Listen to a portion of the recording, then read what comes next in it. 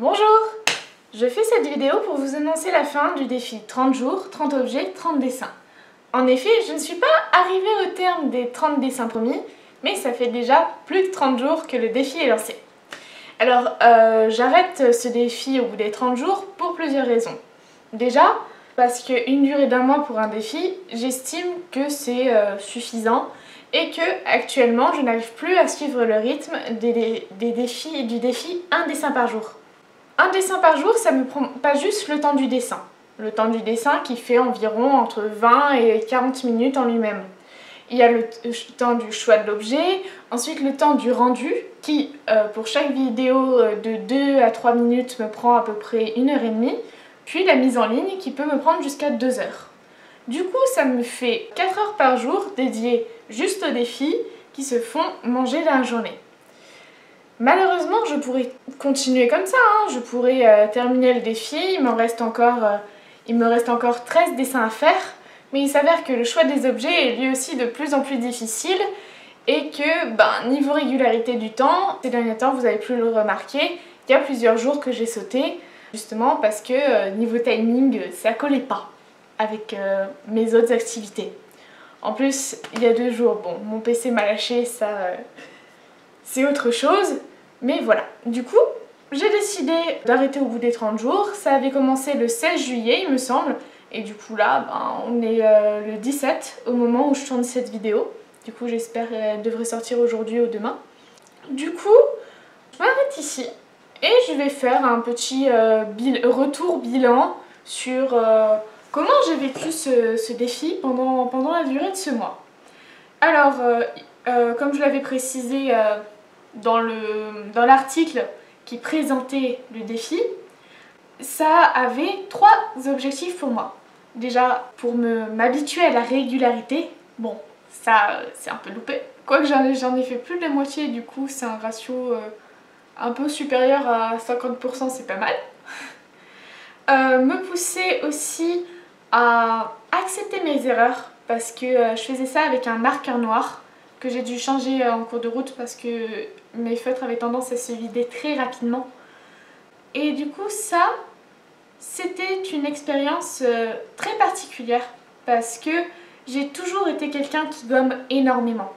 J'ai toujours cherché à être perfectionniste et me retrouver face à un dessin comme ça où je ne pouvais pas gommer, je ne pouvais pas modifier et j'étais lancée, j'étais obligée de continuer comme ça, m'a poussée à accepter certaines erreurs qui, même quand je regarde le dessin, je fais « Ah, c'est pas terrible !» Des erreurs de proportion, des erreurs de contraste, des coups de feutre que j'ai donnés qui n'avaient rien à faire là.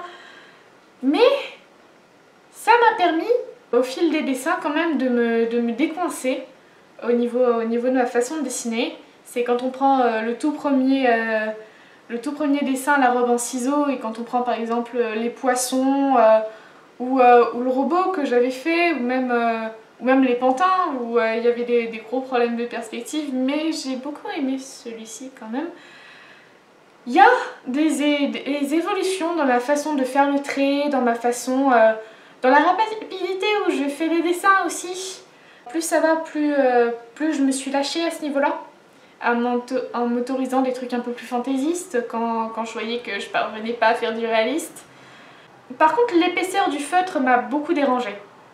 Je l'ai choisi un peu trop épais, à mon goût, parce que du coup, dès que je voulais faire des détails ou quelque chose comme ça, soit mon papier était trop petit, soit c'était le feutre qui était trop gros.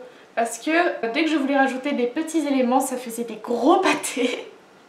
Du coup, si je devais refaire ce défi, je choisirais probablement un feutre plus fin. Ou alors 2 feutres, un fin pour tous les détails et un gros pour tout ce qui est remplissage. Du coup, vu que j'avais le choix que entre du noir et du blanc, j'ai essayé de beaucoup jouer avec les contrastes pour faire ressortir des éléments, notamment avec le dragon que j'avais fait avec la graffeuse. J'ai essayé de mettre en valeur l'espèce de petit chevalier que j'avais fait en bas en coloriant la peau du dragon en noir. J'ai plusieurs petits exemples comme ça. Mais voilà, globalement, c'était une expérience assez intéressante. Par rapport à tous ces points, le fait de ne pas pouvoir corriger, le fait de m'obliger à travailler les contrastes, mais voilà, si je devais changer quelque chose, je choisirais la prochaine fois un feutre plus fin. Ensuite, donc par rapport aux 30 jours, les 30 jours étaient censés me pousser à la régularité. Donc ça je l'ai déjà dit, mais déjà me dire tous les jours qu'il fallait que je fasse un dessin m'a poussé, en tout cas dans les premiers temps, à atteindre cet objectif. Mais à force de le faire, je me suis rendu compte que j'étais plus à l'aise à un rythme de 1 tous les 2 jours ou tous les 3 jours. Donc si je devais refaire un défi dans la régularité, je pense que je choisirais plutôt quelque chose qui serait tous les 3 jours ou toutes les semaines. Je pense que ce serait beaucoup plus gérable pour moi et pour vous, parce que du coup j'aurais tendance à respecter davantage mes délais et à pas culpabiliser parce que je me suis loupée d'1 ou 2 jours. Ça me laisserait plus de temps pour faire ma réalisation et organiser ma vie à côté. Par rapport au choix des 30 objets, le plus compliqué, effectivement, c'était le choix des objets. Parce que les objets trop petits ne se voyaient pas à la caméra. Et les objets trop gros prenaient beaucoup trop d'espace sur le papier, ce qui faisait que ensuite j'avais plus de liberté vraiment pour faire un dessin autour. Du coup ça m'a beaucoup limité dans mes choix d'objets, et en plus de ça c'était très compliqué de regarder l'objet et de se demander bon, j'ai cet objet, maintenant qu'est-ce que je vais en faire? Par rapport à ça, il y a un truc que j'ai remarqué qui m'a beaucoup aidé, c'est m'inspirer de ce qui m'était arrivé 1 ou 2 jours avant, voire dans la journée. J'ai plusieurs dessins comme ça, où je me suis vraiment inspirée de ce qui m'était arrivé. Par exemple, celui avec l'arrondisseur d'angle, c'était la veille je crois, j'étais allée à un concours canin.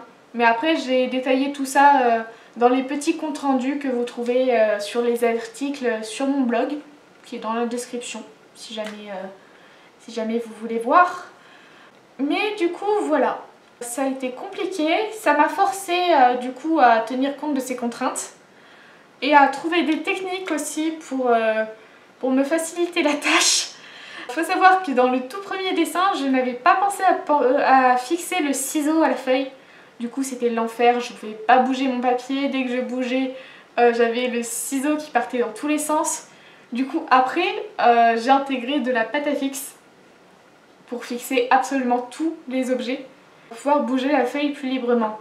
Et du coup ça m'a vraiment permis aussi de tenir compte de plusieurs phénomènes.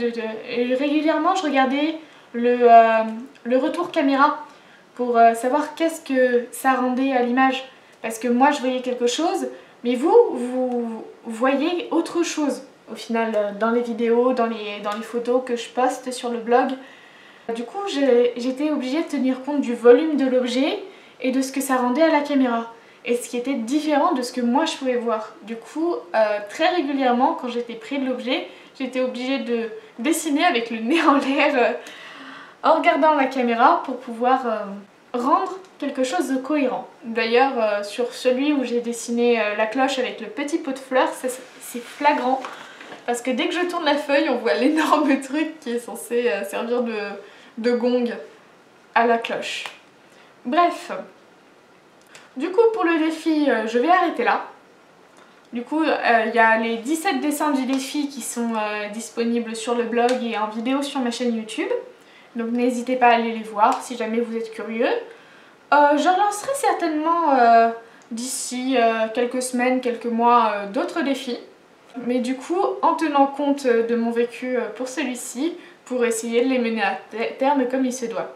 Sinon, en attendant, je vais préparer d'autres vidéos, d'autres articles aussi, pour alimenter le blog.